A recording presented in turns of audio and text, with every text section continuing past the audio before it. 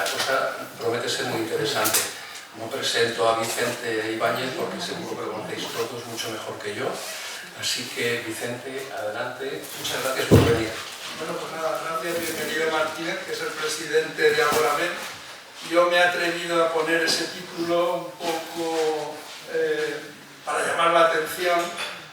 Las Taulas de Menorca, un monumento único de la cultura talayótica. Realmente es así, es decir, la cultura talayótica, han de saber ustedes que está tanto en Menorca como en Mallorca, pero las taulas son exclusivamente de Menorca, es lo más importante. Y luego me toma en fin, un poquito a broma, decir, ¿las piedras pueden hablar? Pues vamos a ver si pueden, en principio no, pero vamos a ver si de alguna manera podrían hablar. Bueno, esto es una especie de charla río que les voy a dar, porque voy a hablar de todo lo que me parezca de Menorca, y empezaremos por Menorca. ¿Ustedes podrían levantar el brazo cuántos de ustedes conocen Menorca? Muy bien, pues ahí han estado en Menorca. Y dentro de que han ido a Menorca, ¿quiénes de ustedes conocen la cultura talayótica? Ya baja. Solo literariamente.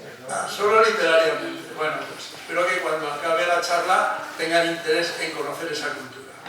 ¿Y quién conoce las taulas? Yo sé que hay un señor que sí que las conoce.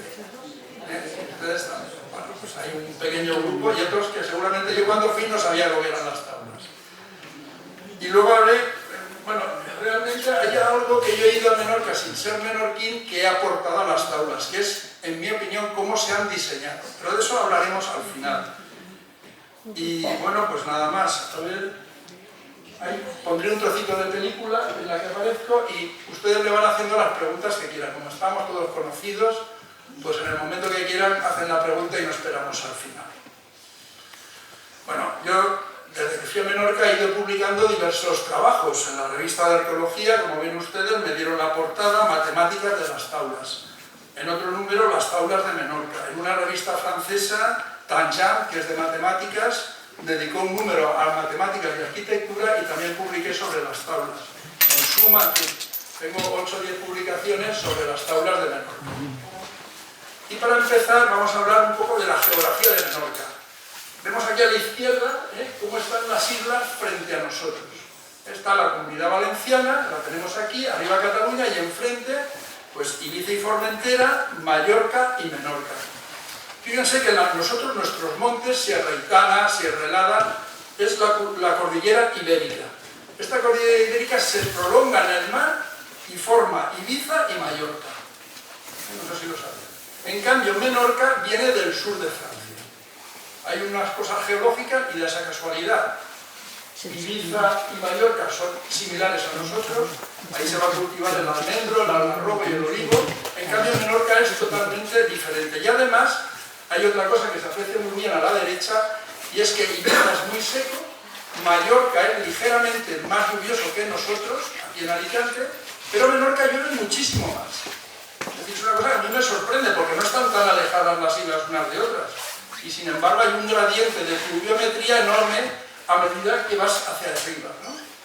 Eso es importante. Menorca es verde, es decir, si no vas a Menorca no te lo crees, pero se parece más a Irlanda, con pastos verdes, que a esta zona nuestra de Mallorca. Bueno, y también quiero decir que en la antigüedad la cultura talayótica está en las islas, mientras nosotros tenemos la cultura ibérica. Es decir, la cultura ibérica va a estar desde prácticamente casi Cataluña hasta Almería, entrando hasta Jaén y Albacete, y enfrente hay una cultura que no tiene nada que ver, que llamamos la cultura talayótica. Pero da la casualidad de que Ibiza es un portaaviones de Cartago. Es decir, en la ciudad de Tiro forma Cartago, y Cartago a su vez coloniza Ibiza. Ibiza no tiene nada que ver con la cultura talayótica en Mallorca y en Menorca, aunque va a comerciar muchísimo con las islas. Pero eso también es importante. Si seguimos, vemos que Menorca tiene dos grandes ciudades. Una es Mahón, en el lado derecho, y otra es Ciudadela, en el izquierdo. La isla mide en conjunto, para que se hagan una idea, mide 45 kilómetros de punta a punta. Y de ancho mide aproximadamente 18 o 20. O sea que la isla es desde Benidorm a Alicante. Sería la longitud máxima de la isla y 20 kilómetros de anchura. En total 715 kilómetros cuadrados. Si nosotros fuéramos de aquí a Alicante en coche, encontraríamos entre 5 y 10 yacimientos arqueológicos. Encontraríamos Lucentum, encontraríamos la isleta que hay hacia Alicante, en Campello, en Villajoyosa, que hay una ciudad ibérica, pero en Menorca, que más o menos es este terreno, hay cerca de 2000 yacimientos arqueológicos. Hay barbaridad de yacimientos arqueológicos. Entonces, se puede decir que Menorca es un museo al aire libre, porque cada pocos metros hay un yacimiento. Eso llama la atención. En segundo lugar, también quería decir que en Menorca hay 96.000 habitantes, en invierno, los que son menorquines, y aquí en Benidorm somos 75.000. O sea que casi Benidorm tiene tantos habitantes como tiene la isla de Menorca. Y también quiero indicar que si os fijáis en la parte de la derecha, aquella diapositiva, vemos que hay una mancha oscura arriba. Pues esa mancha en la antigüedad era totalmente pantanosa e insalubre. Ahí no vivía absolutamente nadie. Y el choque entre la mancha amarilla, que es la roca de Nares, y la otra hace una falla, y esa falla se prolonga desde Ciudadela hasta Mahón. Y en los dos extremos forma un puerto. O sea, las placas tectónicas han chocado, y forman una falla más o menos por la carretera que va de Ciudadela a Mahón, que es el antiguo camino romano, y forma la falla formando el puerto de Mahón y el puerto de Ciudadela. Ustedes llegarán seguramente en avión a Mahón, y de Mahón a Ciudadela hay 3 pueblecitos. Está Alayor, está Esmercadal y está Ferreríes. O sea que la isla de Menorca en realidad son 2 pueblos grandes, Mahón y Ciudadela, y luego 3 pequeños, Alayor, Mercadal y Ferreríes. Y luego carreteras que bajan y suben hacia el sur o hacia el norte. Como he dicho, la parte norte estaba deshabitada, de manera que aquí vemos dónde están las taulas de Menorca, y las taulas de Menorca estarán todas en el sur, porque arriba no vivía nadie. Hay 31 tablas, que quiere decir que habían 31 poblados. Menorca se suele decir que es una isla llana, pero en medio tiene un pequeño montículo que es el Monte Toro, que mide 358 metros. Y arriba está el santuario de la Virgen del Monte Toro, que es del siglo XVII, y es de la Orden Franciscana de la Misericordia. Es una visita obligada, si van por Menorca, como está en el centro, pues todo el mundo sube a este santuario y desde ahí ves toda la isla, como si fueras a la Torre Eiffel, y desde la Torre Eiffel, como don Manuel nos dio la charla, pues ves todo París, ¿no? A lo lejos, en la foto de abajo, se ve que hay una gran laguna, que es agua del mar, es Fornell. El mar entra y forma ahí un estuario enorme, que es Fornell. Y luego este santuario, obviamente, está situado sobre un antiguo santuario talayótico. O sea, el Monte Toro siempre se ha reverenciado en Menorca, desde la antigüedad hasta nuestros días. Debajo de la iglesia cristiana está la capilla talayótica.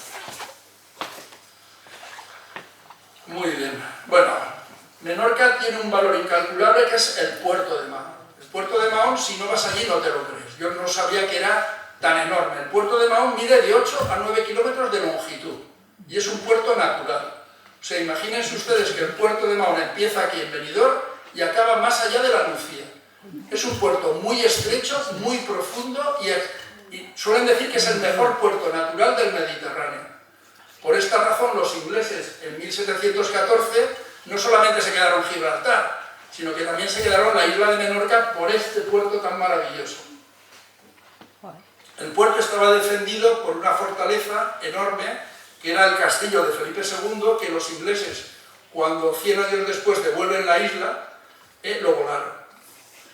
Y aquí vemos el puerto de Ciudadela debajo, que es más pequeño, es la misma falla, pero en la parte izquierda, y tiene un bastión también, este por ser poco importante todavía está. O sea que los 2 puertos estaban defendidos por 2 castillos.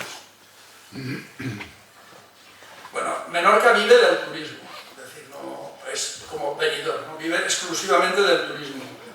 Hay una cosa singular, es que no solamente llueve mucho en Menorca, sino que además hay unos vientos tremendos que se llaman tramuntana. Ese viento cuando sopla está 3, 4 días y 5 días y la gente dice que enloquece, porque es un viento tan fuerte y tan constante que pone nerviosa a la gente. Y si te fijas, la vegetación de Menorca, en determinadas partes de la isla, está toda volcada para que el viento le pase por encima. Bueno, a mitad de la isla, todo el agua viene al sur y forma estos enormes barrancos que acaban en calas.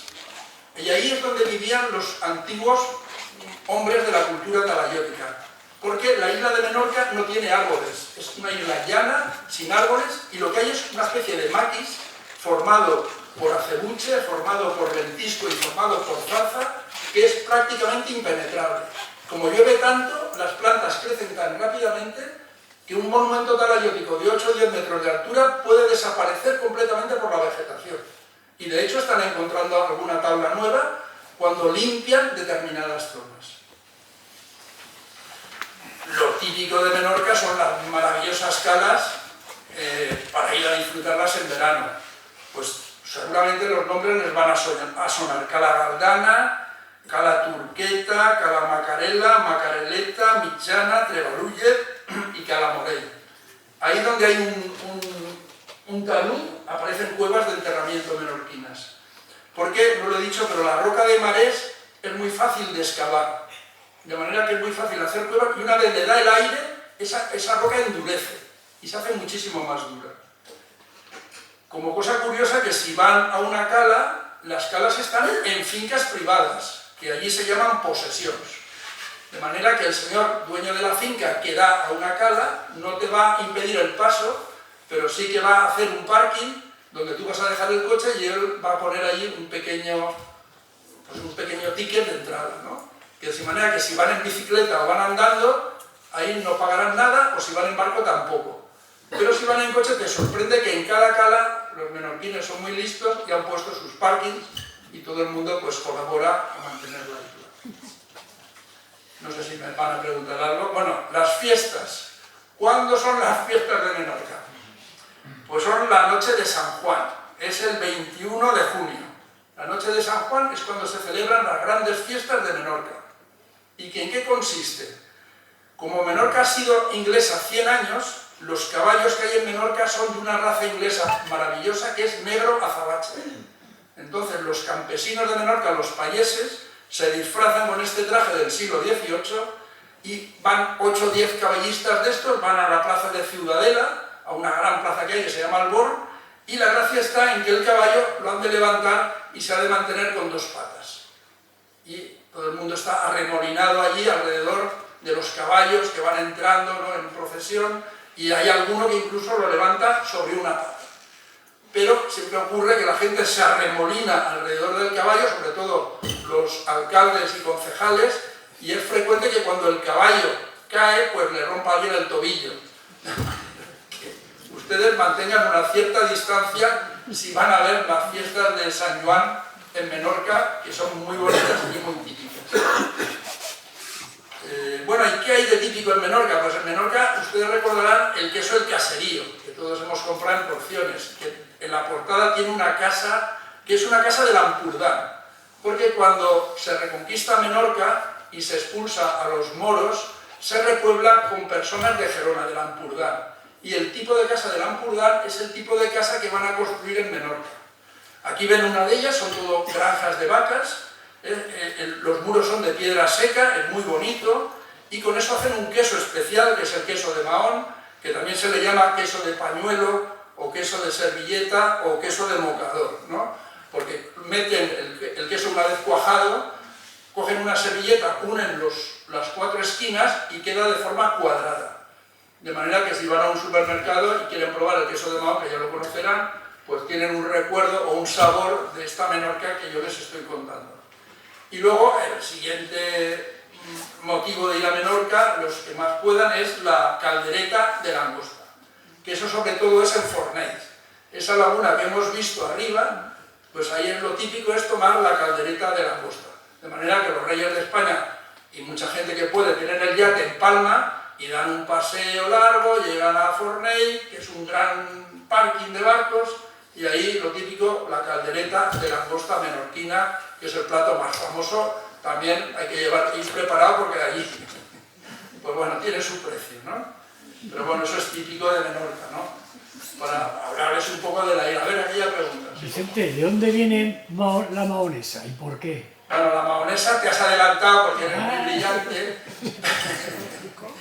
pero en ese periodo de 100 años, de 1714 a 1800 inglés, en ese periodo hay 7 años que es francesa, que el sobrino del cardenal Richelieu está en guerra con los ingleses y quiere hacer como un segundo frente, ataca Menorca y conquista Menorca 7 años.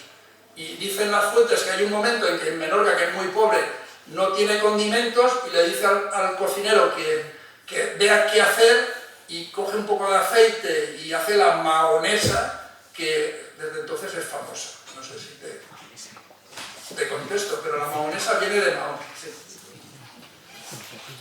Bueno, si van por Menorca dando una vuelta verán estas barracas, que uno cuando llega la primera vez no sabe si son antiguas o son modernas, porque son de piedra seca, hay muchas, son muy bonitas, tienen varios pisos, hay de 3 pisos y hay de 7 pisos, pues son actuales. Eso lo hacen los agricultores de Menorca, pero lo hacen sin cemento, hacen una especie de falsa cúpula acumulando piedras y aquello dentro, si entras en alguna que se pueden visitar, es enorme. Y sirve para que cuando llueva el ganado se refugie. Entonces es muy bonito Menorca porque tiene esa singularidad de estas barracas, que hay bastantes, se ven, y además ven el suelo de Menorca como es, totalmente verde. Es una cosa que te llama la atención, que allí no hay arbolado, es como un césped continuo. Bueno, pues ya saben que las barracas y las vacas pastan sueltas, tienen como campos de piedra sueca, de piedra seca, y las van cambiando cada día a uno de ellos. Y mientras pasan de uno a otro tienen estas puertas de acebuche que son maravillosas. Hay gente que se compra para sus chalets estas puertas típicas de Menorca, nada más se ven allí, hechas de madera de acebuche y que son realmente originales, digamos. La bóveda por dentro es igualmente así... No, la bóveda es una bóveda. ¿Es bóveda? Es bóveda. No, nada de escalonada. Está escalonada fuera, van pesando y aguanta, una piedra se superpone a la otra y el peso mismo hace que se sustente como las tumbas de Agamenón o algo así, que eran bóvedas similares. Pues estas son así, muy curiosas como las hacen actualmente. Y luego esto de la puerta esta es realmente también muy bonita. Y luego cuando llegas a Mahón, bueno, Mahón no es una ciudad, Mahón yo diría que es un pueblo grande, porque tienen casas de 2 pisos. Cuando los ingleses les cedemos Menorca, ellos lo que realmente les interesa es el puerto militar de Mahón.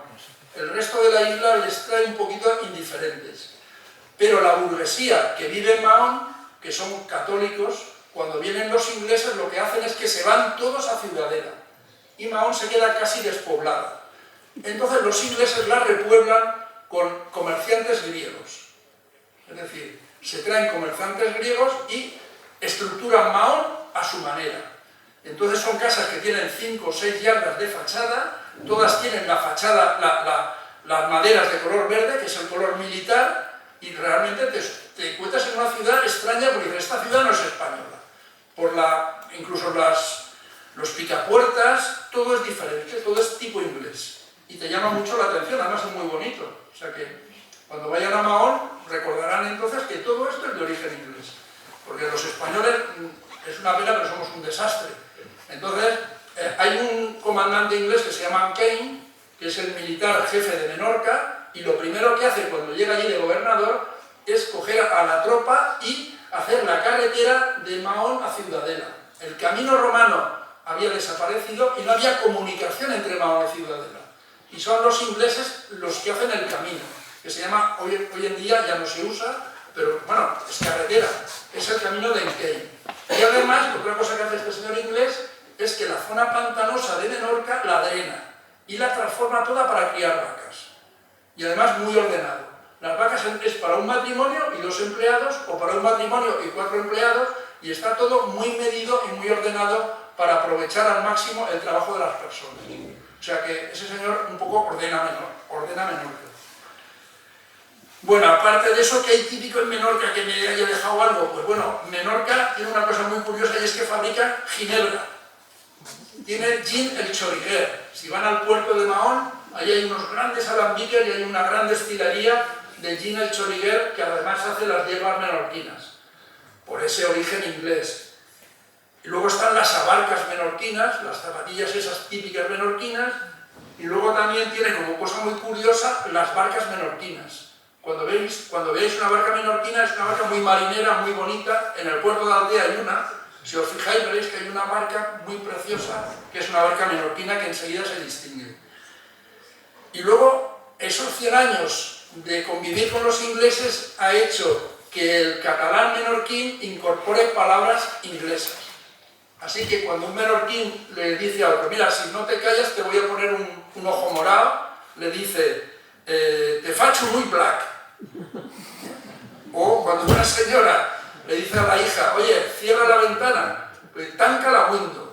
O sea, que es La mezcla de palabras. ese tiempo de convivencia de 100 años ha dado ese cruce de palabras, ¿no? Y aquí ya llegamos a la tabla. Yo me quedé impresionado, yo no sabía lo que era la tabla. Esta tabla era una tabla de Torralba de Ensalor, y vean ustedes la armonía y el equilibrio que tiene. Hay muchos arqueólogos que dicen que es el monumento más bello de España.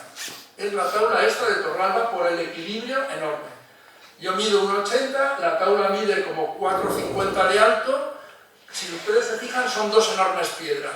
Una vertical y otra horizontal. Es una especie de letra T gigante que está puesto allí y que llama mucho la atención, te quedas sorprendido. Yo cuando la vi, resulta que yo había sido antes profesor de estadística y de matemáticas e inmediatamente pensé que dentro de ese monumento el que lo hizo tendría que tener el número phi, que yo lo aprendí bastante tarde. El phi es el número que aparece en las espirales, en las galaxias, es el número que usa este arquitecto tan famoso Le Corbusier. Pues todas las casas del señor Corbusier están moduladas de acuerdo al número phi. Bueno, yo no me voy a extender, pero como yo tenía el número phi en la cabeza, lo que hice cuando vi esta tabla, que no me esperaba en absoluto encontrarla, fui a la biblioteca. Había visto que en la calle de las Moreras había una biblioteca que se llama la Biblioteca Católica, y me acerqué a ver qué libro me explicaba dónde estaba el número phi en estas tablas. De alguna manera, el que hizo esta tabla, pensé yo que debía de haber metido dentro el número phi. Bueno, pues mi sorpresa fue que no había nada, que no encontré nada. Nadie se había preocupado de cómo se han diseñado las tablas de Menorca. Y eso que van aproximadamente 1 millón de personas al año. Y dentro de ese 1 millón de personas irán matemáticos, irán arquitectos, irán aparejadores, irán ingenieros de caminos, pero nadie se había preguntado si esas dimensiones hay un equilibrio entre ellas o se ha hecho al azar.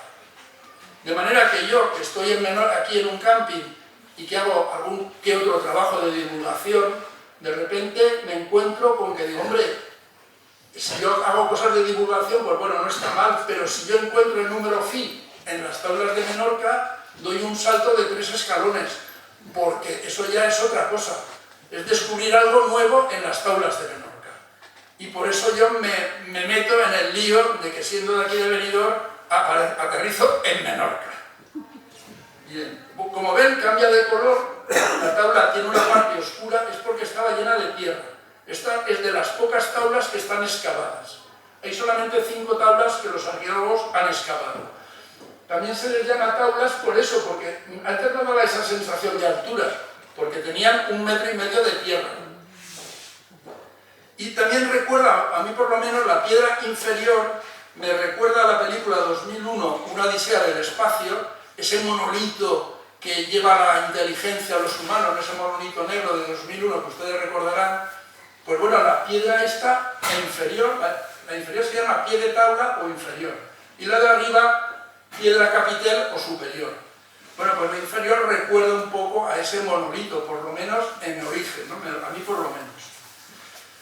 Bien, no todas las tablas son como esta. Por ejemplo, esta es otra tabla que se llama Torre de Encarnés.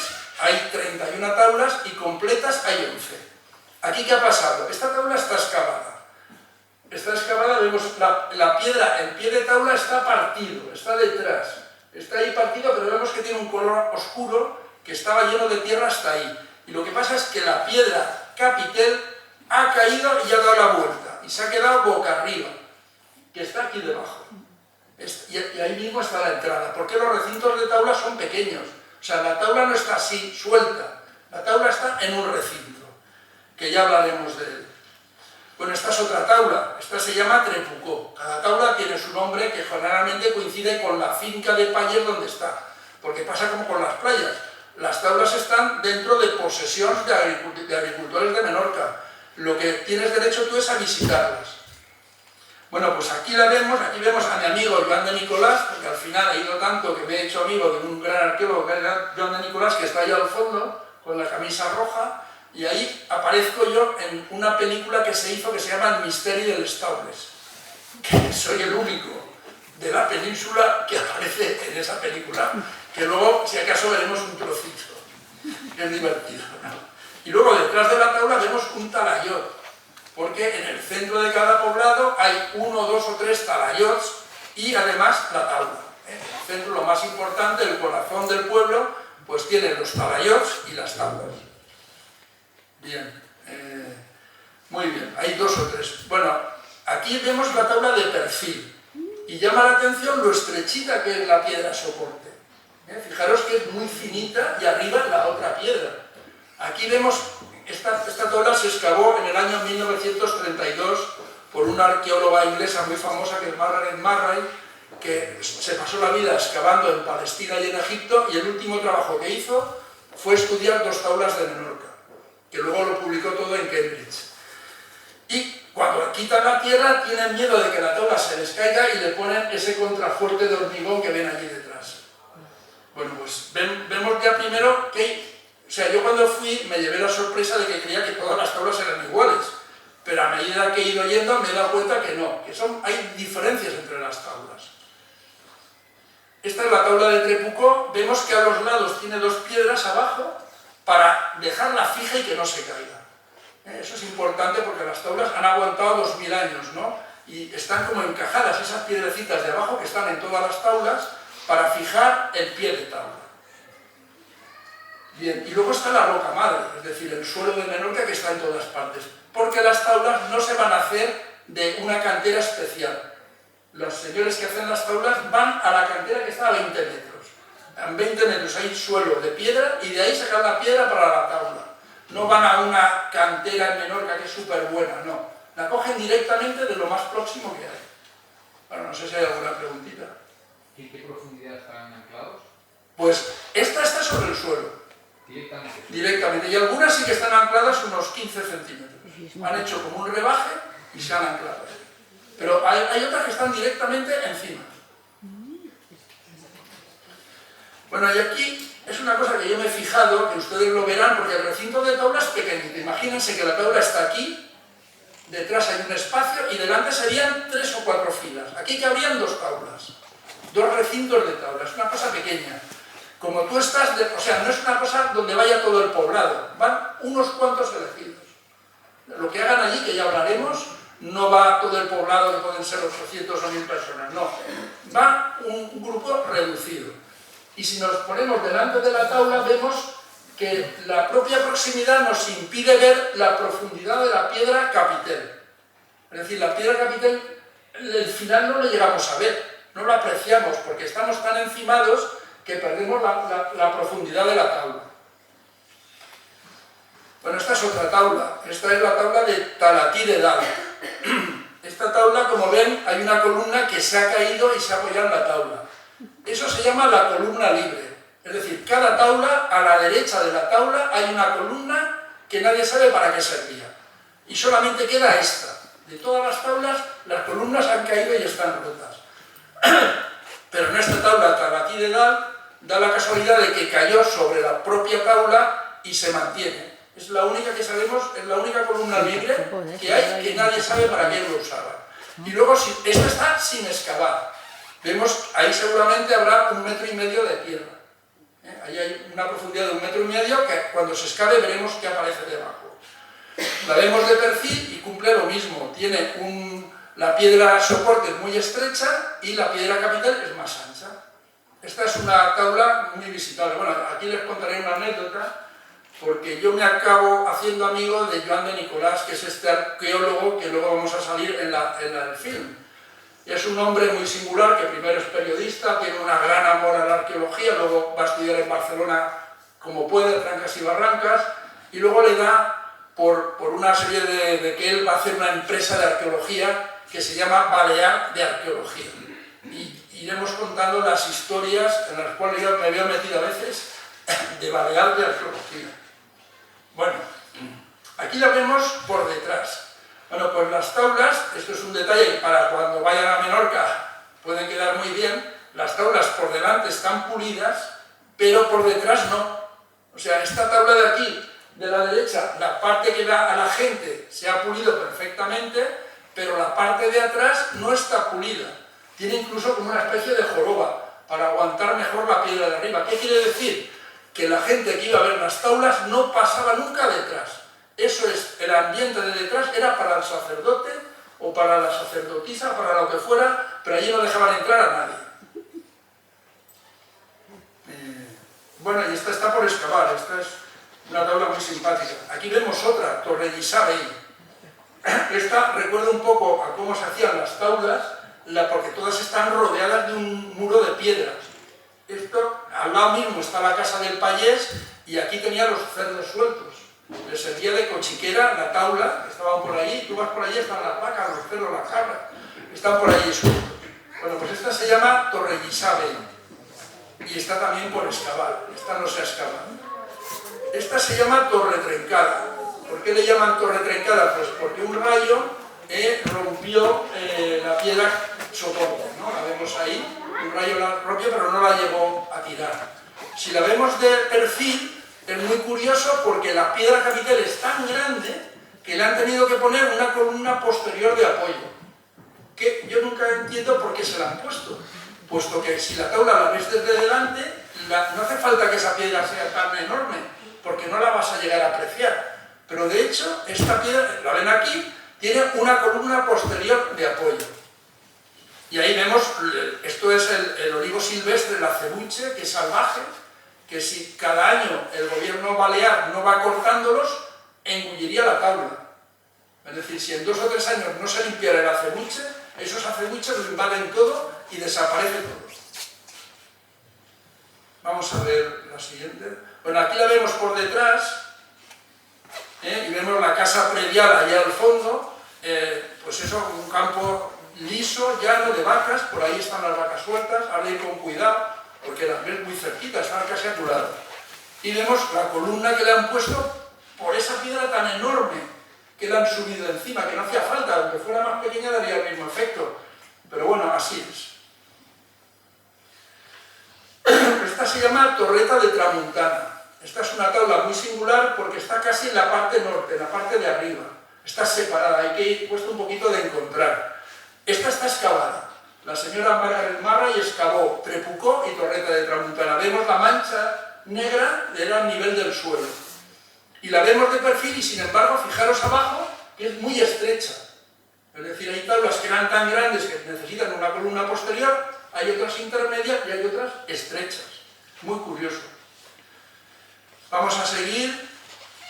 Bueno, esta es vista de perfil. Yo aquí tengo una idea original mía, no sé si real o no, o es también fantasía mía. Si os fijáis, la piedra soporte está ligeramente vencida hacia atrás. Tiene un ángulo de 15 grados. No está recta, sino está un poquito hacia atrás. Y la piedra superior, sin embargo, está horizontal. Yo creo que eso lo han hecho adrede y que es un efecto óptico para evitar que la sensación de que la tabla se te cae encima. En vez de estar recta, está ligeramente vencida hacia atrás y evita ese efecto. Eso lo usaban los griegos en las columnas, que se llaman tesis, que las columnas no eran todas iguales, sino que arriba las ceñían un poquito para que dieran todas el mismo efecto óptico. Bueno, esa es mi opinión, no sé tú, bienvenido, si te lo puedes opinar mejor. Sí, es posible, igual que dices tú de las columnas ricas, es posible. Yo soy el único que lo dice. Hay que descartar. Hay que descartar. Esta es una tabla pequeñita, se llama Vinisafuyet. Esta es la última que se encontró.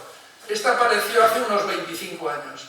había un poblado y se dedicaron a limpiarlo de olivos y de repente se dan cuenta que uno de las zonas era una tabla pequeñita, que vemos que está sobre un pedestal. Usted que preguntaba, esta es la única que tiene ese pedestal y está simplemente puesta arriba. Apoyada simplemente, con dos piedras a los lados. Ahora lo que le han hecho es que le han puesto dos varillas de acero. Tiene dos varillas de acero para que mantenga el equilibrio, y aquí y es muy chiquitita, es muchísimo menos que las otras, ¿no? Oye, Dime. y el resto de las que no se ve el pedestal estarán apoyadas directamente en roca, ¿no? Sí, están directamente en la roca, y algunas les han cavado un poquito, como 15 centímetros, les han hecho un cajeado y entonces están allí, pero no todas, otras directamente en el suelo, porque todo es roca madre. Bueno, aquí la vemos, la tabla, no, pasa a la anterior si puedes. Aquí la vemos que estaba caída en el suelo y la parte de atrás está sin pulir, como todas las tablas, la parte de atrás no se pule, y de estar tumbada llena de hierbas, pues la piedra, que no es muy buena, de gran calidad, por detrás pues se la ha comido el acidez de las plantas, ¿no? Bueno, no sé. Esta se llama Nacomerna de Sagarita y hay gente que duda de si es una tabla, si no es una tabla, porque es muy pequeñita y está en ese pedregal ahí sobresaliendo como ahogada, ¿no? Es un monumento muy grande de piedras y en medio, esto está en un extremo, porque es raro porque las tablas normalmente están en el centro. Entonces hay duda, en mi opinión es tabla, pero hay gente que no. Yo os lo digo, hay muchas más, hay 30 y tantas. Aquí la vemos de perfil, no, pasa a la anterior si puedes. Aquí la vemos de perfil, no sé si se ve o pasa directamente. Bueno, se ve que está encastrada, ¿no? Está encastrada y le han hecho un agujero, incluso se puede mover la piedra y aguanta perfectamente porque tiene un agujero pues igual de 15 o 20 centímetros. Yo me dedico a medirlo. Sí, bueno, esta es la tabla de Torrellafuda. Bueno, os la voy a enseñar porque la tengo aquí y quiero que la veáis, que es este modelo de aquí.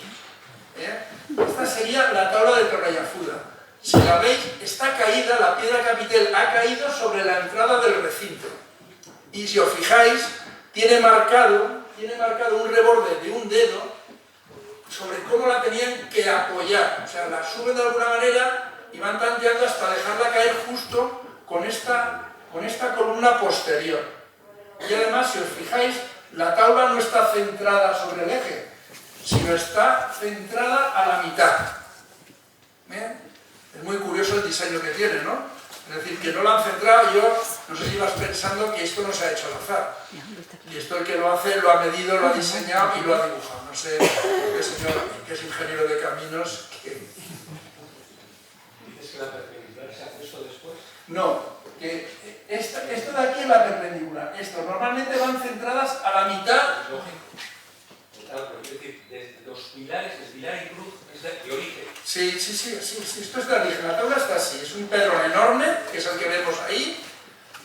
Entonces, como es de origen, lo lógico no es poner el capitel centrado en una parte, sino en el conjunto. Vale, bien, ya, muy bien. Pues bueno, aquí si la queréis ver, la señorita me ayuda y que pase o lo... Si queréis verla. Bueno, ahora yo he hablado de las tablas, pero hay tablas que tienen dos tablas, que es la segunda tabla, no sé si lo conocías. Bueno, pues hay tablas que, pasa por favor, esta es la tabla que hay detrás de esa grande. Esa grande detrás, en la zona del sacerdote, en la zona donde nadie puede entrar, había una tabla pequeña. No en todas, en algunas, en la mayoría. Aparece una tabla pequeña y esta es la segunda tabla de Torrellafuda. Aquí está mi amigo Joan de Nicolás, y está el catedrático de Alicante, Fernando Prados, y está su mujer, Elena, que también es arqueóloga, y estamos recorriendo la isla de Menorca con Joan. Aquí vemos la segunda tabla de Torrellafuda vista de perfil. Como tú puedes comprobar, los biseles no van a cualquier parte. O sea, son unos biseles que seguramente van a puntos muy determinados. El que ha dibujado eso lo ha hecho con un papel cuadriculado, para que cada cosa se haga como debe de ser. Bien, arriba está sin pulir. Esta es muy pequeña, puedes subirte arriba fácilmente y se ve los golpes de azadilla de que no la han desbastado, pero lo justito, porque nadie la va a ver por arriba. Bueno, y aquí un poco la importancia de la tabla. Bueno, pues la tabla en el mundo arqueológico yo no la conocía, pero en el mundo arqueológico tenía mucha importancia, y aquí vemos que la tabla de Torralba ha aparecido en sellos y aparecen muchas cosas, porque es realmente impresionante. Y la segunda tabla de Torrellafuda pues la vemos en una moneda, porque también es una tabla muy importante, ¿no? Y esto es así. Y ahora vamos a hablar... A ver, que tengo una pregunta. Según el origen, el lugar, la cantera, el origen de la piedra, si está cercano. Sí, está muy cercano. ¿Y se ve el agujero? O sea, sí, se ven, sí, ahí, está muy cerca. Es que no está lejos, está a lo mejor a 50 metros. Pero es que todo el pueblo está hecho de piedra, es igual. Ahora hablaré, porque lo mismo que hacen las casas, hacen las tablas. Y el trozo que sacan, es decir, que hay mucho que se desbaste, es decir, la piedra... No, porque está en estratos. El marés hace como estratos que más o menos tiene la anchura de estas piedras. O sea que ya una dimensión ya casi se la da la naturaleza. Sí, esa la ves como está hecha, es exacta, ¿eh? Eso lo he dibujado yo.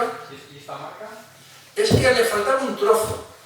Es que esa está caída, todo está caído. La piedra capitel en el suelo, la piedra soporte está medio enterrada y la piedra de atar le falta un trocito, pero está caído. Yo supongo que debía de llegar, por eso lo hice la marca.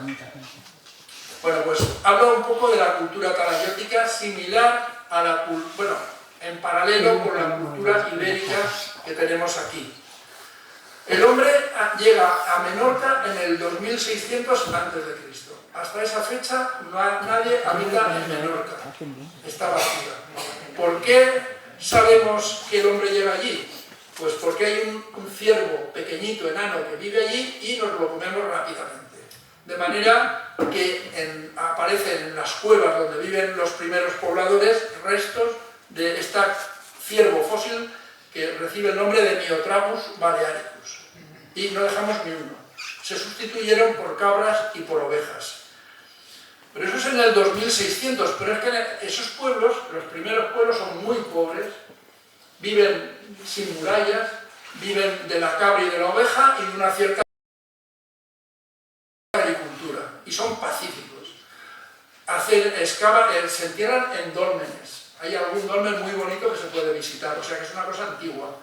Pero hacia el 1600 a.C., 1000 años después, viene una... Vicente, los primeros pobladores, ¿de dónde vienen? ¿De Francia? No se sabe. ¿De la actual Francia? ¿De África? Puede ser, posiblemente vinieran de Francia, sí.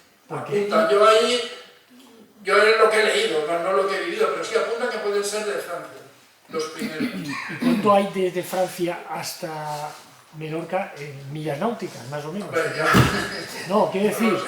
que... Yo lo que sí que te digo es que Menorca está muy comunicada con Barcelona. Es decir, eso me olvidé decirlo, si ustedes quieren ir a Menorca, Menorca no hay vuelo directo. Hasta mayo no hay vuelo directo. Alicante, Valencia, Menorca. Tienes que ir a Palma y de Palma a Menorca, con lo cual son doble vuelo. O tienes que ir a Barcelona. Barcelona está excelentemente comunicada con Menorca. El ferry que sale de Denia va a Ibiza y va a Mallorca. Tú tendrías que correr toda la isla hasta Alcudia y de Alcudia cruzar a Ciudadela en barco. Por lo que sea, Menorca está, en la antigüedad no lo sé, claro, no lo sé, pero apuntan que los pobladores primeros podían ser de origen francés. Es que debería ser una epopeya ir en ese barca a un sitio que no conoces, no hay mapas y no se sabe que hay tierra allí, o sea, era como una, no sé, como sí, complicado imaginar cómo alguien puede ir a un sitio que no se sabe que existe. Sí, pero estaría despoblado, estaría el Myotramus por allí fácil de cazar, y allí se establecieron viviendo muy pobremente, ¿eh? En Formentera igual. Formentera, que ahora está tan de moda, era una isla absolutamente pobre, porque además no tiene agua. Es decir, pero bueno, el hombre llega allí, pero en el 1600 hay una segunda invasión de lo que llaman los pueblos del mar, que son totalmente diferentes, porque estos son mucho más guerreros. Estos hacen murallas alrededor de los poblados, son los que levantan los talayos, de ahí viven los jefes, son los que mueven las piedras más grandes. Es decir, hay un cambio cultural hacia el 1600. Y es lo que realmente se llama la cultura talayótica empieza del 1600 con esta segunda invasión. ¿Y el ciervo se conoce por las pinturas? No, hay cantidad de restos de huesos. Restos de huesos. Sí, hay esqueletos completos. Yo he puesto uno, hay muchísimos. Se llama Myotragus balearius, era un ciervo. Parece una cabra, pero es un ciervo. Y estaba llena. Y desde luego aparece una cantidad enorme de huesos de este animal y luego lo sustituyen por la cabra y la oveja. Y lo exterminan. Luego, la gente vive muy poco, vive unos 40 años, la vida. No, los talayóticos, lo digo por lo bonita que es la taula, bueno, pues la cultura talayótica no conoce la escritura, no saben escribir, no nos ha llegado nada de ellos. No conocen la línea recta. Tú ves a ver un poblado talayótico y son unas callejuelas increíbles. No conocen el aceite de oliva, que también te llama la atención, que en un sitio del Mediterráneo no sepan hacer aceite de oliva. No conocen el vino, no conocen el torno de alfarero. Ellos hacen las vasijas, las hacen a mano, como pueden, y luego no conocen el horno de cerámica, y las hacen simplemente un agujero, meten lo que han hecho a mano y ponen una hoguera encima y aquello se cuece por un lado y por otro lado sale menos cocido. En fin, es una cultura muy primitiva y muy pobre. Pero sin embargo las construcciones megalíticas son enormes. Bueno, aquí es una reconstrucción que suele ser corriente del famoso Myotragus balearicus. Aquí ves el esqueleto, que yo creía que lo había puesto, pero no, es el esqueleto, es un pequeño ciervo enano. Es un ciervo enano que en ese maquis casi impenetrable de Menorca podía circular. Además, si a ustedes les gusta andar, por ejemplo, yo sé que el señor Palazón es un andarín y va por Menorca, hay que tener cuidado porque en Menorca hay una cosa que llaman sillots. Y es que hay como un agujero y que luego se hace enorme dentro y como te caigas ahí no sales. Y de vez en cuando en algún sillot encuentran un cadáver de hace 40 o 50 años, de un pastor o de quien sea que sin querer ha caído, o perros o animales, que como te metas en un sillot que aquello no se ve porque es un material impenetrable, pues ya no sales. Y en Menorca aparece la figura, no sé si lo han oído ustedes, de los honderos baleáricos, que son muy famosos en la antigüedad. En realidad son honderos menorquines, porque la isla es tan pobre que en la isla no hay hierro, no hay cobre, no hay bronce, no hay de nada. Lo único que hacen para defenderse es una madera de olivo dura con la punta afilada al fuego para que sea más dura, y lo que usan es sobre todo la honda.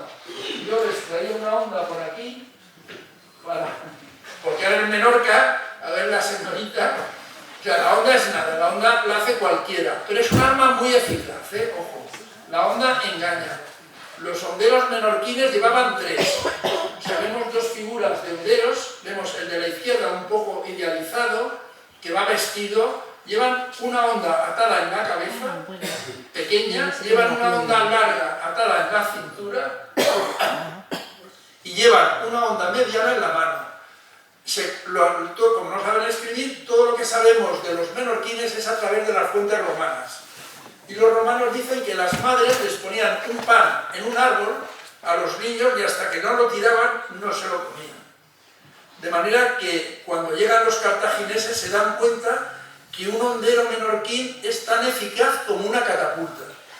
Porque con la honda pequeña que llevan en la cabeza tiran piedras de bastante tamaño, con la más larga lejísimos y con la media igual, y además son muy certeros y muy rápidos, de manera que se hacen famosos. Esta imagen de la derecha es más real porque los romanos dicen que los honderos menorquines van desnudos. Lo que hacen es que se untan para el frío con grasa de cerdo. Entonces no se visten, sino que van casi todos desnudos o muy poco vestidos y untados con esa grasa que les protege del frío. De manera que los romanos dicen que huelen muy mal y que, bueno, como infantería, que se separen de ellos. Pero tienen una puntería enorme. De hecho, el general Magón, cuando pierde Cartago en la Segunda Guerra Púnica, los cartagineses pierden Cartagena, Cartago Nova, huye con lo que le queda de su ejército a Menorca, y de ahí viene el nombre de Mahón. Mahón viene del general cartaginés Magón. Él está allí 2 años y recluta a 2000 honderos menorquines, que son los que van a actuar de infantería ligera en la batalla de Zama, la última batalla de la Segunda Guerra Púnica de los cartagineses contra los romanos. Bueno, si van por Menorca, lo típico es el talayot.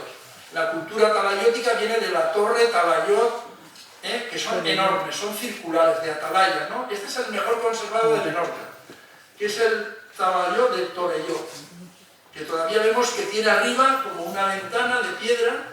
Este está casi intacto. Abajo, estos talayots, algunos de ellos tienen una habitación dentro. Tiene dentro como una especie de falsa bóveda, y ahí pues no se sabe lo que harían. Y luego tienen las navetas, que vemos, una de ellas es la naveta de Tudós, que es la más famosa. Las navetas son siempre de enterramiento. Es decir, hay de habitación, pero la gran mayoría son de enterramiento. Se le pone el nombre de naveta porque parece una nave puesta del revés. Es muy pequeñita, o sea que aquí la veis y parece grande, pero cuando la veis en realidad no es tan grande, es más bien pequeña.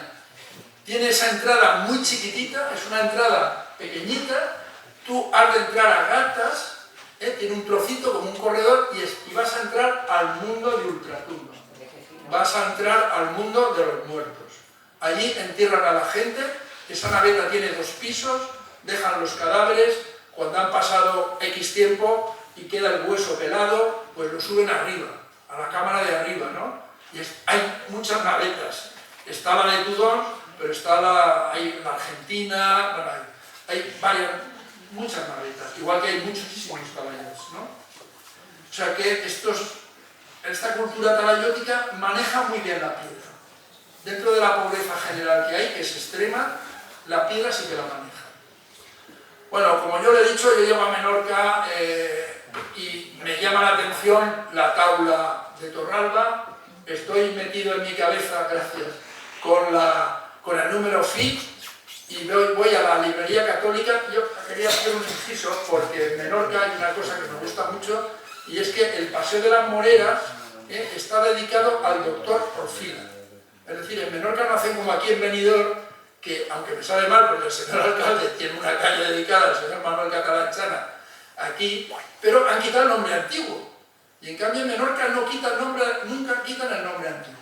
El Paseo de las Moreras está dedicado pues al doctor Orfila, o al doctor fulanito, o a la poetisa no sé cuánto, pero siempre mantienen el nombre antiguo arriba, dedicado a alguien. Y yo creo que es una cosa muy sensata. No quitar la calle del Horno. Pues ahora la calle del Horno en Benidorm es la del doctor Cosme Bayona. Pues en Menorca hubieran dicho la calle del Horno dedicada al doctor Cosme Bayona, y mantienen los dos, que es mucho más sensato. No quitar el nombre antiguo que tiene ese sabor, ¿no?, del pueblo antiguo. Bueno, aparte de eso, yo llego a la librería católica y me encuentro que no hay nada sobre el número Fi en las tablas. Y digo, yo tengo aquí una rendija para descubrir el número Fi en las tablas. Y lo que hago es que encuentro que hay un libro que se llama Las tablas de J. Mascaró Pasarius, que ha ganado un premio en el año 68, y este señor lo que hace es que mide las tablas y da las medidas de las tablas. De manera que yo, que voy con prisa, digo, pues me lo compro, y como soy muy listo, en 2 horas resuelto. Eso es de verdad que lo que pensé. Entonces me llevo a casa este librito donde vienen lo que miden cada tabla. He medido la piedra soporte, que son 3 medidas, en realidad es muy fácil, y la piedra capital, que son otras 3 medidas, quitando luego el bisel. Bueno, y primero que no sabía, creía que todas las tablas eran como Torralba. Ahora me he ido dando cuenta que no. Pero yo, cuando lo compro, he visto una tabla y pienso que todas son iguales. De manera que estoy allí 2 días y no saco nada en claro. Porque además resulta que este señor, cuando mide, resulta que mide todo en 2 metros, o en 2,5, o en 2,40, o 4,20, o 3,35. No mide con finura. Mide así de 5, como mucho. O 0,5.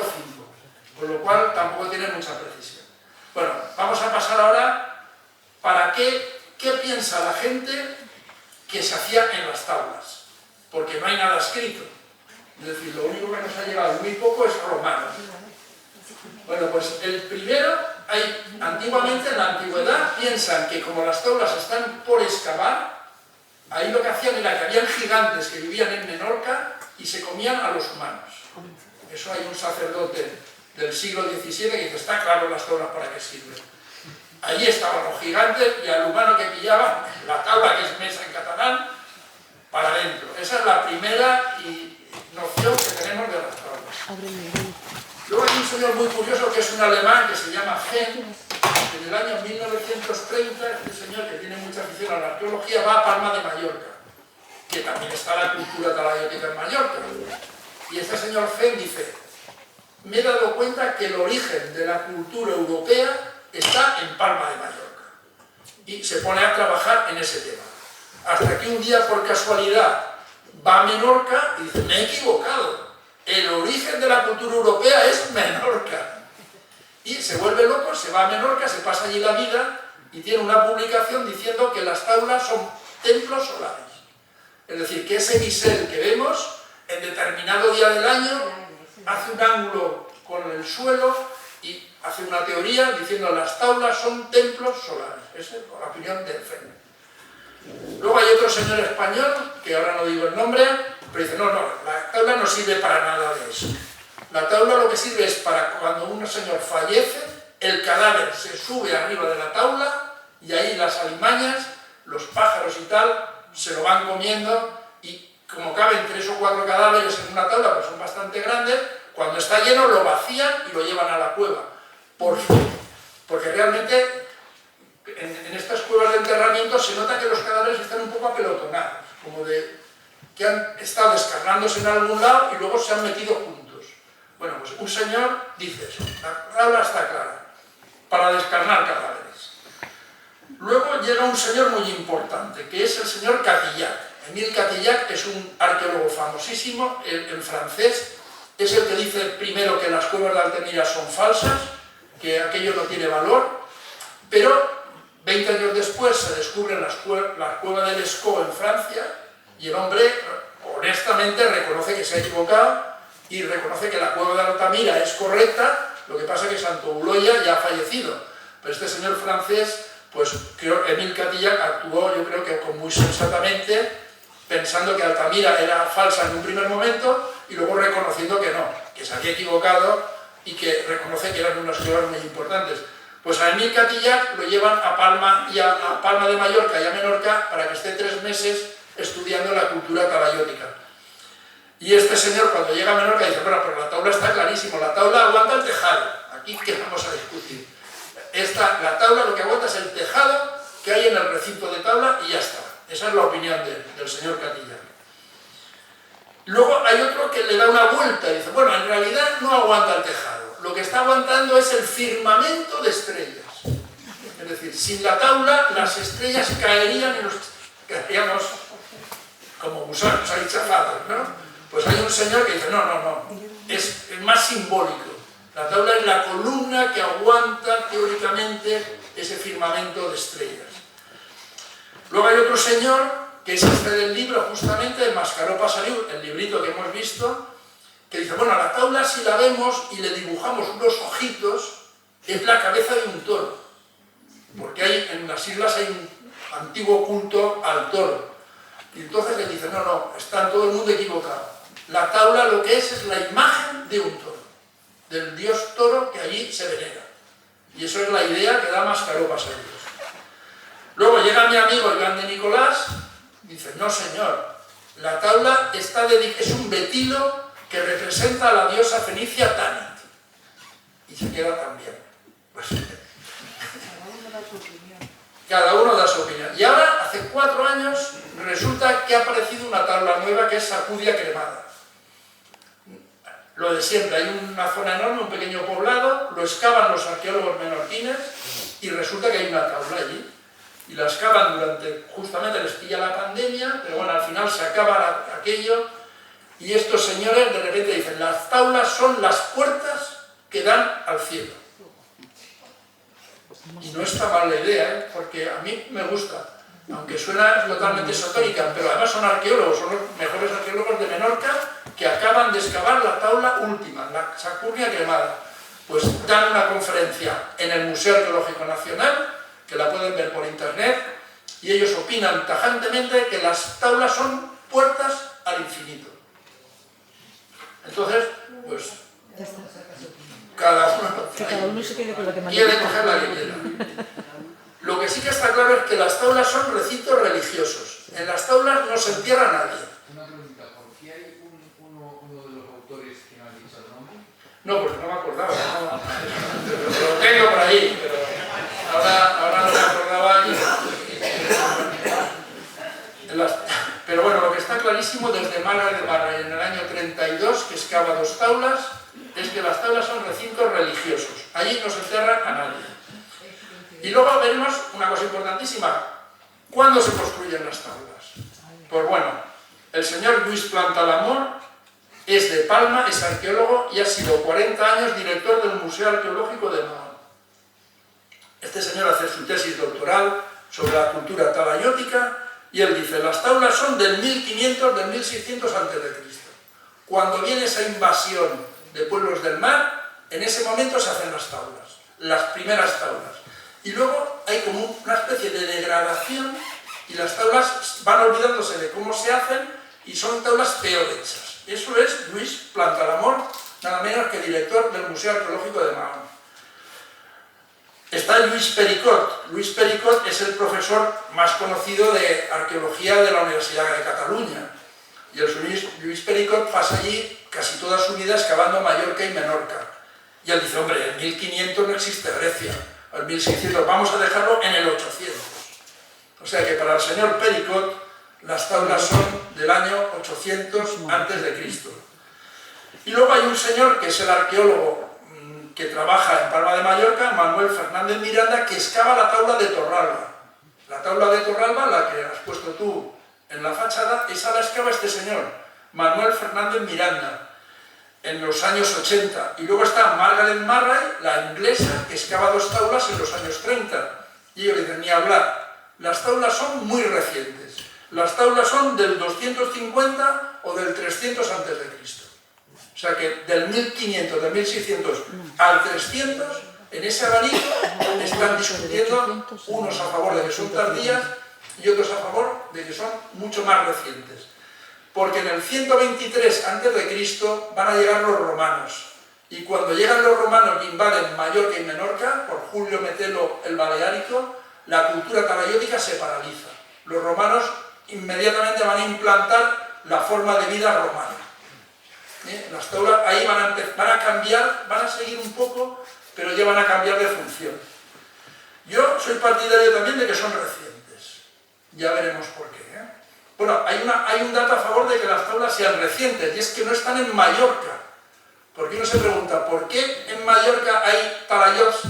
¿Por qué en Menorca hay talayots?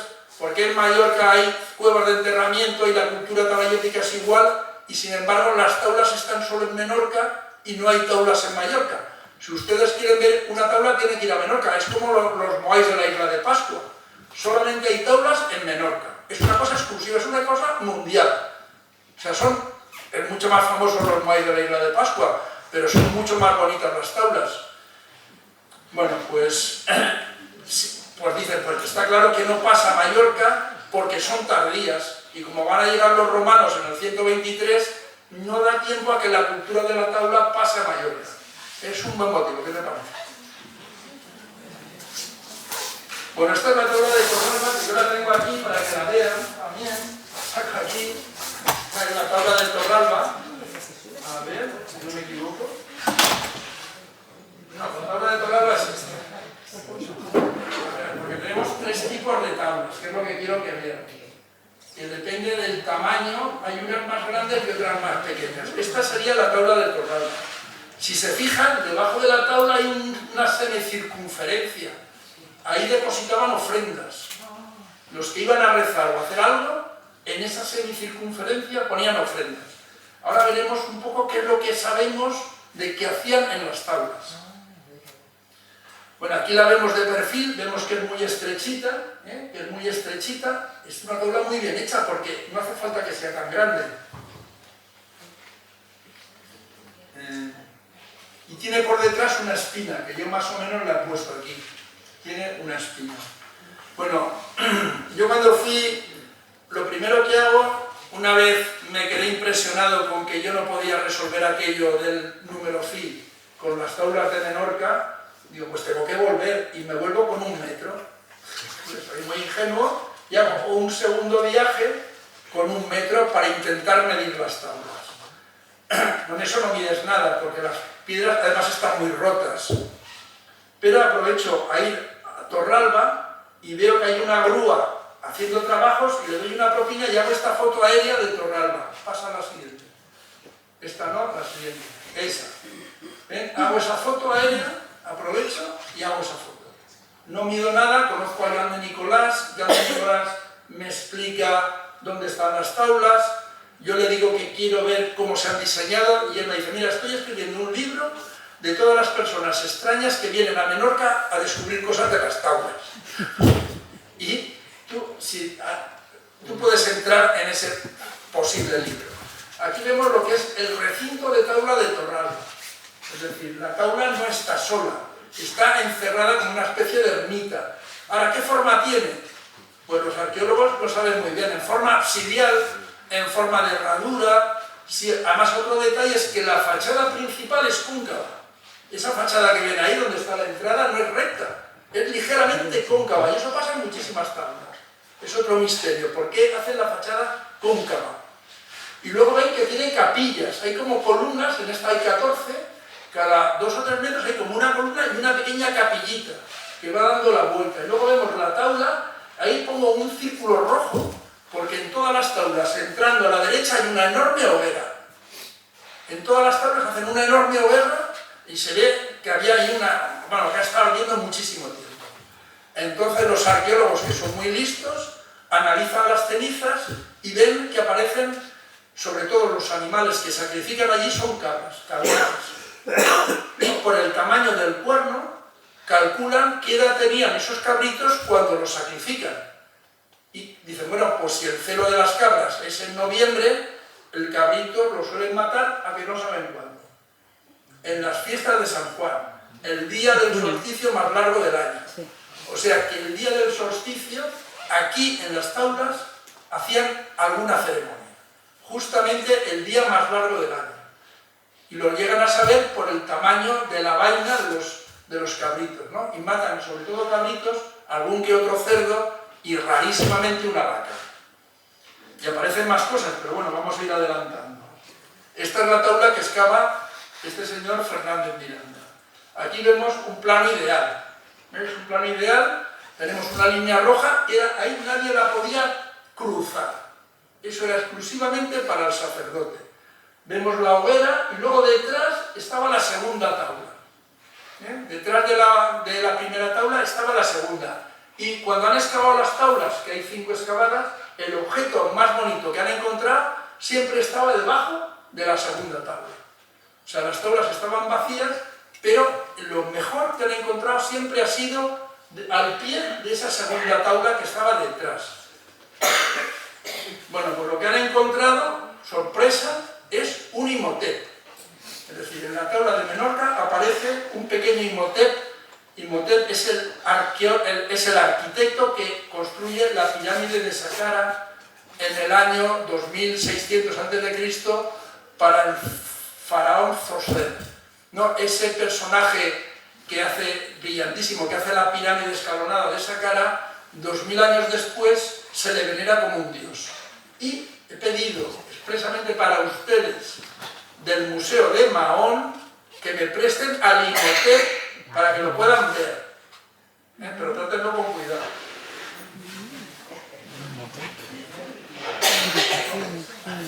Este es el Imhotep, venido expresamente de Mahón.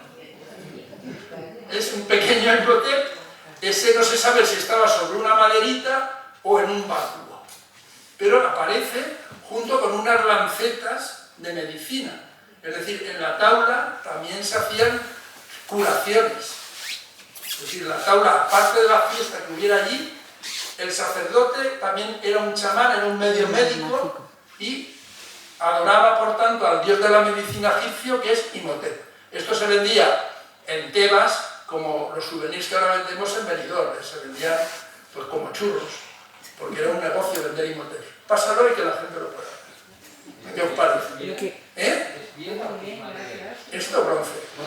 Sí, ahora lo coges. Bueno, pues eso, esto aparece en la tabla de Torre de Ñaumés. Eso es la joya del Museo de Mahón.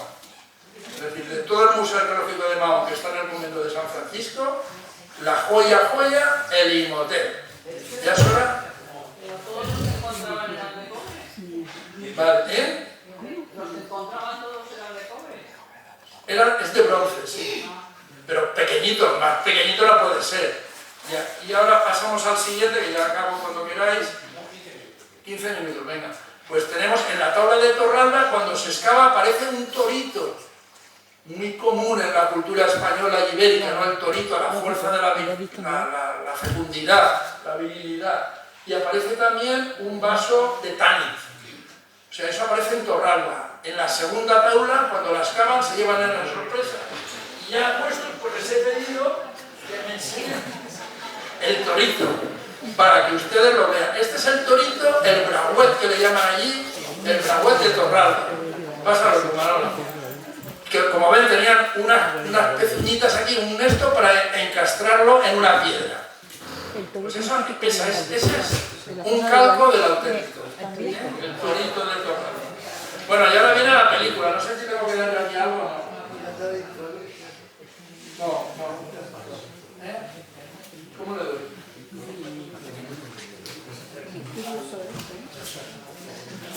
Esto es la pequeña película que... Bueno, pequeña no, fue larga. Sí, claro, me lo tenía que ver.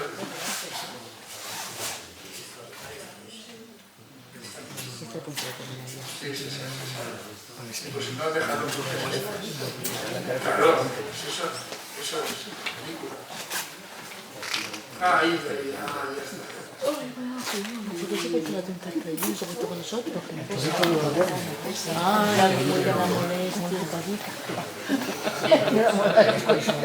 ya está. Estamos tan no la había visto. ¿La tenemos que estirar? Pues se ve que sí. Yo no la había visto. A ver qué veía yo esa preciosidad. ¿Ha venido ahora? Ah, no, yo no te había visto. Los golpes son de la primera plancha, ahí hay golpes. ¿Esto graba? Está el golpe, hay varios golpes que se pueden versionar muy bonitos. Claro, ¿cómo saludas? Saluda. Más rápido que yo. A ver. A ver. Me parece más para que lo sortee. Aparte de que mientras va saliendo, El tórico es que sale.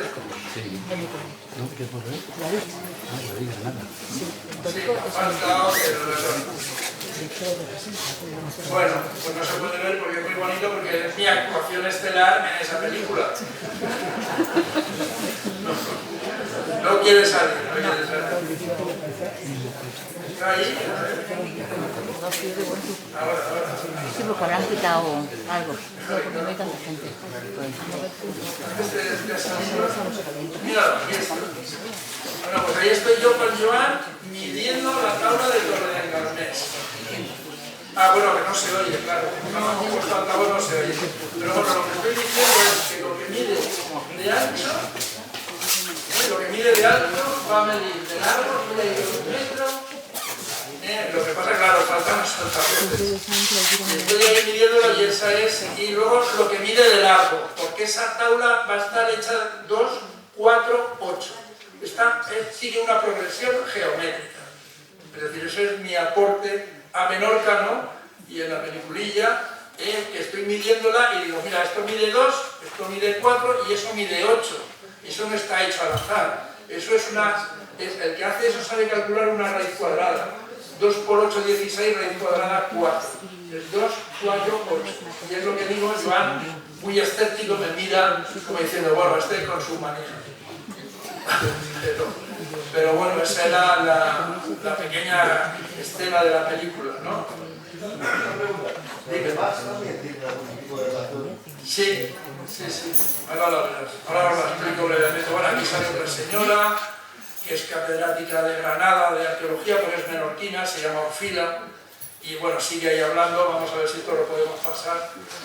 Bueno, entonces, como el libro me ha fallado, como el libro aquel con las medidas no me da la solución, lo que hago es ir a Menorca, he ido primero con 1 metro, digo, con 1 metro no adelanto, tengo que ir bien equipado, con escaleras y con metro para medirlo, ¿no? Y entonces soy el primero que mide bien las tablas, que las mide lo mejor que puedo. Lo que me encuentro es que es muy difícil, porque resulta que las piedras están rotas y no saben muy bien cómo medir aquello, porque le falta la esquina, aquí no sé qué.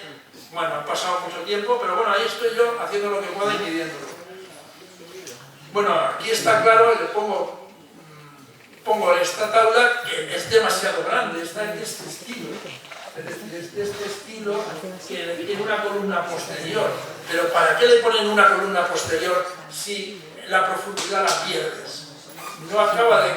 Hay algo que hay que no me suena bien, ¿no? Bueno, estoy midiéndolas de todas ellas.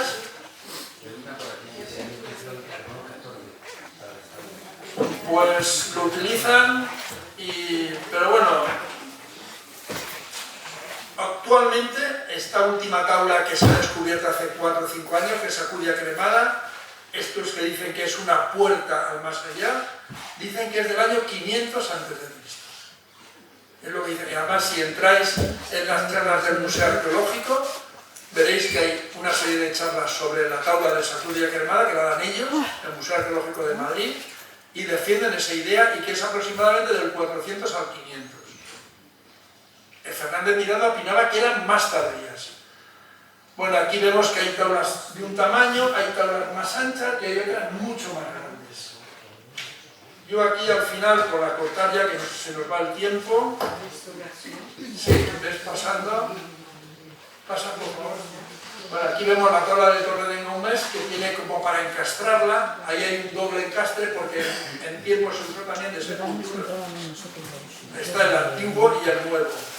Y al final, ¿qué digo yo? En resumen, digo, bueno, pues las tablas, a mi modo de ver, y soy el único que lo dice, las tablas se han hecho del siguiente modo. Hay unas que en sus 3 dimensiones siguen la media aritmética.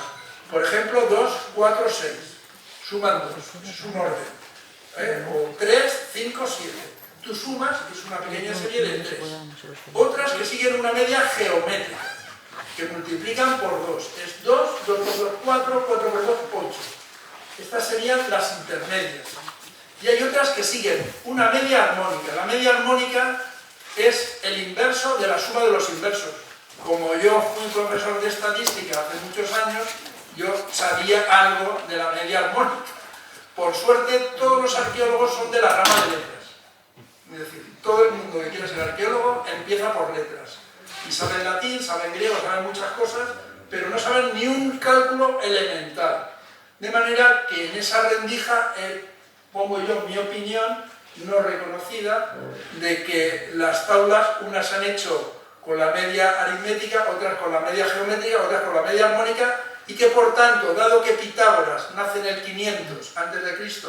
y va a morir en el 420, en el 400 la secta pitagórica se deshace y huye, porque hay un motivo ahí de pelea en la secta pitagórica, y ahí podríamos hablar más. Bueno, pues puede ser que alguno de los que escaparon de la matanza de la secta pitagórica acabara en Menorca, podría ser. Y otra es después de la pérdida de Siracusa. O sea, hay 2 fechas que yo creo que podrían indicar, porque lo que está claro es que las tablas no los ha hecho nadie de la cultura talaiótica. Ellos han picado la piedra, han arrancado la piedra y la han subido y la han bajado, pero hay alguien que la ha diseñado que no tiene nada que ver con la cultura talaiótica. Bueno, pues ya está.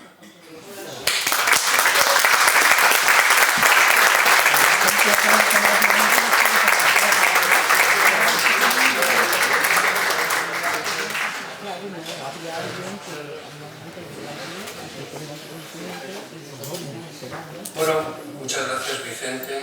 Efectivamente, como augurabas, las piedras nos han hablado. Nos han dicho que si vamos a Menorca, que tomemos mahonesa, que tomemos queso de Mahón, ¿no?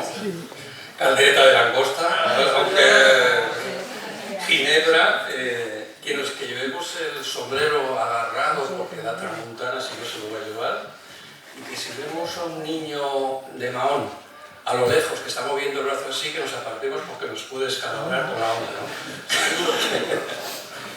Bueno, hay una cosa que tú has hablado del número phi, no lo has llamado de la manera más bonita, que es el número de oro. El número de oro. Entonces, hay otra cosa. Para otra, efectivamente.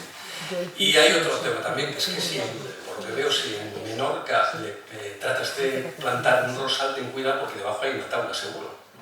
Casi. No te van a hacer porque habrán muy... Bueno, muchas gracias. Yo quisiera entregarte nuestro pequeño legado de Agorabén y avisaros de que la próxima charla, vamos a tener 2 charlas próximas que tienen que ver con la poesía. La próxima charla dentro de 15 días, a la que estáis por supuesto todos invitados, gente, amigos de las charlas de Agorabén y otros que hayas podido tú apuntar aquí, se llama La poesía como esencia de la belleza de la vida. Será dada por Miguel Díaz, que a él le gusta que le llamen el viejo profesor, es un literato, escritor y profesor de literatura, ha sido jubilado y hermano de Luis Mateo Díaz, el que fuera premio Cervantes. Así que dentro de 15 días os espero también aquí. Muchas gracias.